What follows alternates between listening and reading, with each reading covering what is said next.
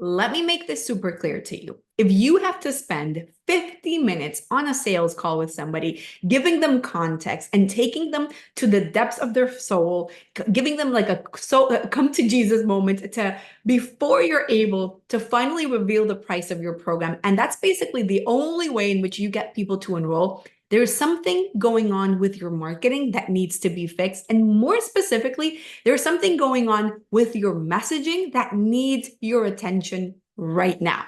So here's what I mean. I know that a lot of you have experienced what I'm talking about here because most of the coaching programs that I have enrolled into, and mind you, I have been through a lot of coaches and marketers and gurus and all the things. That's what they teach you, right? That's what they say in terms of sales. You have to take people to the pain. You have to get them to realize how bad the problem is and how bad the consequences of their problem are. And if they don't take action on those, and if they don't move forward, and if they don't do these things, their life is going to fall apart. You are their savior. You are the person that is here to help them for the small sum of 10K if you pay today, or 2 payments of 6K, or whatever that looks like. And that's what I was taught as well. But as I have come to realize over time, that is not necessarily true, not when you're learning how to speak to the right person. And a lot of my marketing talks about this. I have a lot of trainings. If you have not watched it, make sure you go to readytoinvestclients.com because I go in depth into what it takes to speak to and track ready to invest clients. But I'm not going to go so much into that today. I mean, a little bit. But what I want to say is that all of it matters. Really understanding your audience and your process and how to make sure that you don't have to give people so much context before, because your marketing should be doing all the context for you. It should be building all of these pieces for you so that it feels easy for people to enroll. I mean, I'm sure that you've had sales calls in the past where it has been the absolute easiest sales call in the world. Like, you barely had to do anything, person was in. What if the majority of your sales calls were like that? What if almost every single one of your sales calls look like that?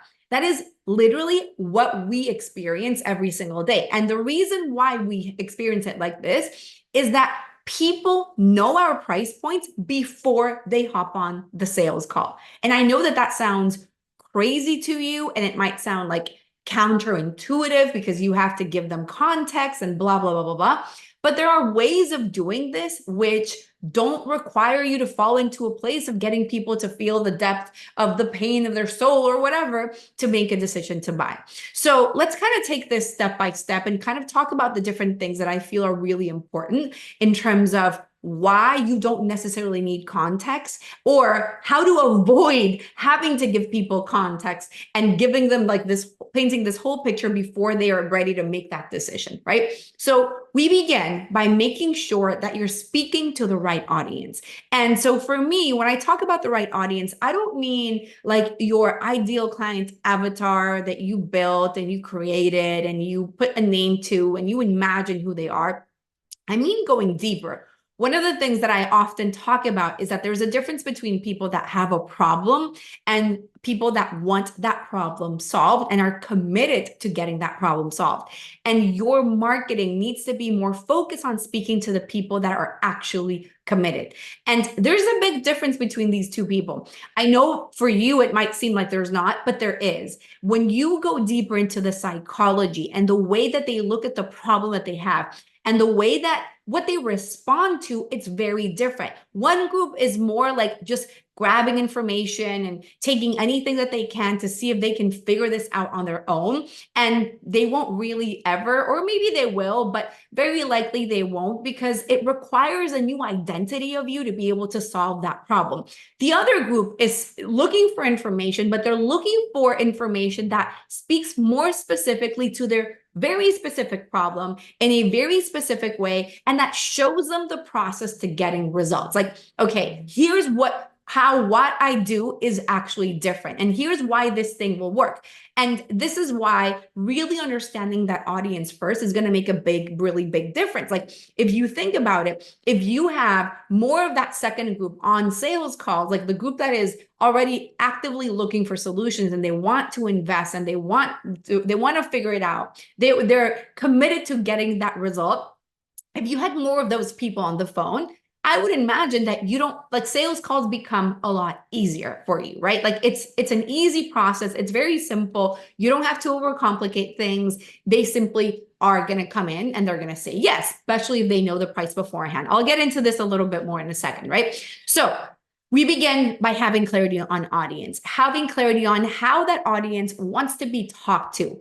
That's another big difference. Like if you think of yourself as a buyer, as a client, how do you want your coach to talk to you? As if they are the only saver for you. Like they are the ones that can fix you. And if you don't hire them, then your life is going to fall apart. Or do you want people who are here to empower you, who are here to allow you to make the best decision for you because they actually believe in abundance and they embody that abundance and they are that abundance, right? There's a lot of coaches that speak about abundance, but don't show up abundantly when they're just trying to push people to buy, even if they're not 100% the right fit. My thing, like a big part of like why in our case we don't spend 50 minutes giving context before we give people pricing, is that I only have people on sales calls if they're actually the right fit.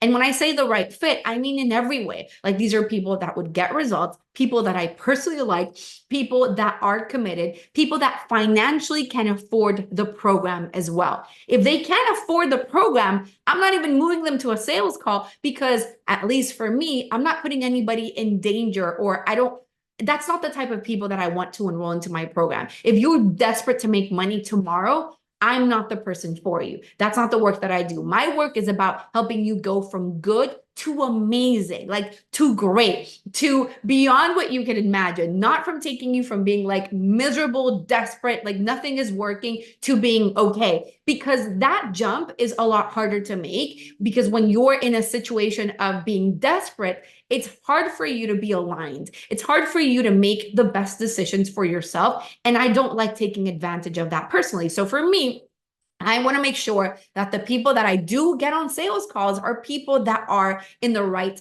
mindset or headspace to be able to take action and do the things that I'm going to teach them to do in my own program. So that being said, we begin with the right person, and that is going to trickle into everything that you do, from your ad copy if you're running ads, or your free content that you're sharing, or even your podcast interviews, to your landing page, to your videos, to your emails. Like everything is very carefully crafted to make sure that you're speaking to the right person.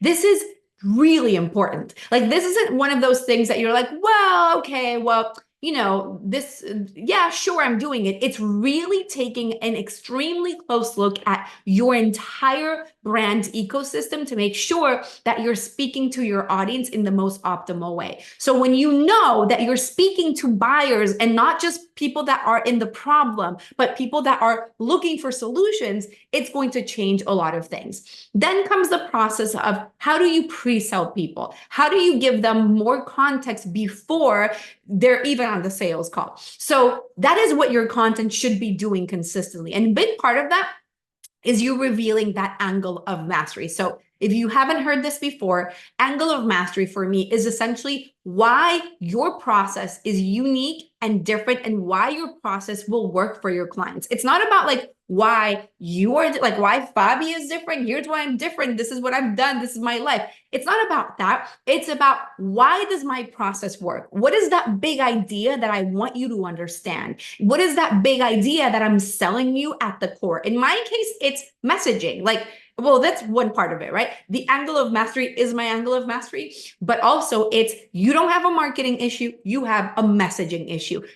Like similarly to that, you don't have a sales issue, you have a messaging issue as well. That's 100% what I stand for and 100% what I'm selling. And every piece of content that you are watching from me or consuming, even this one, I'm doing my work of proving my point to you. I'm showing you why messaging is going to make a big impact in your sales, in your marketing, in your enrollments, in your income, in your business, in your alignment, and how you're showing showing up, right? So for me, it's really important that I communicate that, but I'm also clearly communicating my processes, my unique way of doing things. And I'm giving clients or my audience a unique perspective that they've never heard before. The more that you're able to do that, the more that you're giving context as to why your audience needs the work that you do. Like, it's helping you build demand for your services. It's helping you build demand for what your outcome essentially, right? So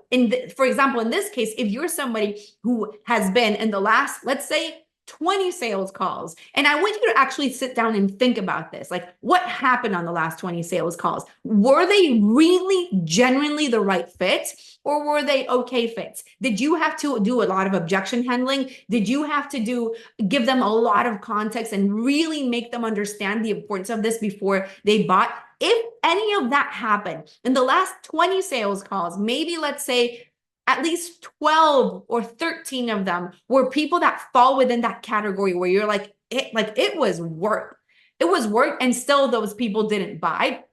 It is a messaging issue. I can absolutely almost guarantee that your messaging is flawed because you're bringing the wrong people in, and you're not giving enough context through your content, through your free content, through your processes. That needs to be extremely clear so that when people land on your content or when they consume it, they are like, oh my gosh, this is exactly what I need. So by the time that they are getting into the sales call with you, they have clarity on that, and they should have enough context around, or not even context is a word, like they should understand the value of the work that you're delivering to them. They should understand almost the ROI, even if what you do has nothing to do with money. Like if you're a health coach, relationships, like if you're a spiritual coach, even in that case, it should be very clear why this investment is going to be the most important investment that your audience is going to make. And that needs to happen before the sales call. That needs to happen through your free content. It needs to happen through giving them enough context of what are the positive consequences of making these changes? What are the negative consequences of not doing it? But not from a place of like, I'm going to make you feel pain, and I'm going to make you feel like if you don't buy from me, you're going to like die tomorrow. Like you're dead. It's done, right? Your life is, your husband is going to leave you. That's not what I mean. I mean tangible, specific things that your audience can turn to and say, this is exactly what I'm experiencing. And what this person is saying is making sense. So you're contextualizing consistently, like, what is the result if they do this? What will happen if they do have this right? So in our case, what we do is that we don't move people to sales calls unless we know that they're the right fit. And when we figure that out by doing a 15-minute call before the sales call. So what happens, and this is a call that I personally do, like I will hop on these 15-minute calls with people. I will evaluate their brand, and I will tell them if something feels off, if something needs to be improved, if something is like, okay, what you're saying here is the exact reason why you're getting all of these objections on sales calls. This thing over here is why this is happening, right? So, and so I'm giving people a lot of context and a lot of information and a lot of value, but I'm also evaluating, are they the right fit for us? Are they somebody who would be an ideal client? And if I believe there's somebody that we can help, and I believe this is somebody that I really feel like they're going to be a good client, I invite them to book the sales call. But before I do that, I tell them my price point. I say, this is my price point. These are my payment plans. Do you want to hop on a sales call to find out the details and see what you would be the best fit for? And I would say about 60 or 70% of the people that I talk to actually move to the sales call. And on that sales call, like before the sales call, I'm giving them everything anyways. I give them a document that has all the details of everything that's included in every single one of my programs, payment plans, options, how it works, everything, so that there's no surprises. I'm not giving you any context on the sales call. Now, the sales call instead is a call to figure out if you're a good fit in more detail and what you would be a good fit for, and answering questions. So it is like legitimately an enrollment call and not a sales call where I'm trying to sell you into anything. My sales call, let's say it like that, is my content, is my context that I'm consistently delivering. And because of that, we have a 60% conversion rate on sales calls. Like 60% of the people that hop on sales calls end up enrolling into our programs. And they are so grateful because they're like, I'm just so happy that I have information beforehand. I feel so empowered to make a decision and to move forward. But it's about all of the little pieces that I'm doing in this process that make it really work. I'm driving the right people. I'm showing my angle of mastery. And I have a system that is focused on empowering the lead, let's call it like that, versus like me trying to get rich and trying to trick people into buying or get them to feel like crap so that they can make that decision, right? I'm really doing a really good job of lifting you up as an audience member or as a potential client and giving you the decision power completely, not making it about me pushing you into making a decision, but you making the right decision for yourself. If it's the right thing for you, good. If it's not, that's fine too. So that's what we focus on. And that's the reason why we don't need to give context, and our clients are crushing it with this. We have clients that went from, for example, one of my clients went from a 10% conversion rate on sales calls to over 70%. And she's been hitting consistent 100K months in her business because of that, right? We have another client who was kind of having a hard time closing people and hit his first 42K month at the end of last year. So we have these stories of people who are getting amazing results by really changing the audience, not changing the audience, but going deeper into understanding what are the needs that audience has, bringing forward that angle of mastery and the things that makes them different, and creating a process that empowers the audience so that you don't have to spend an hour on a call trying to convince people into buying from you. You should never have to convince people into buying from you. It should be more about, here's my process, but you should already be convinced that you need this. If you need to tell people, here's why coaching is good, or here's why investing in coaching is going to help you, you're not talking to the right audience. That audience is not the right person. So this is really about creating a process that is highly powerful and driven by, empowering your audience so that they make the right decisions, while at the same time you trusting these people to come in. We have people booking both the 15-minute assessments every single week, obviously, and then from there, every single week, people booking into sales calls. Even when I'm telling them the price point, even when I'm giving them all the details, they will say, yes, of course, I already know that I need this. I've done enough of creating demand throughout the entire process to have people make that decision. So if you have not booked your 15-minute brand message assessment with me, I really encourage you to do that, because it's going to be extremely valuable for you and really, really powerful.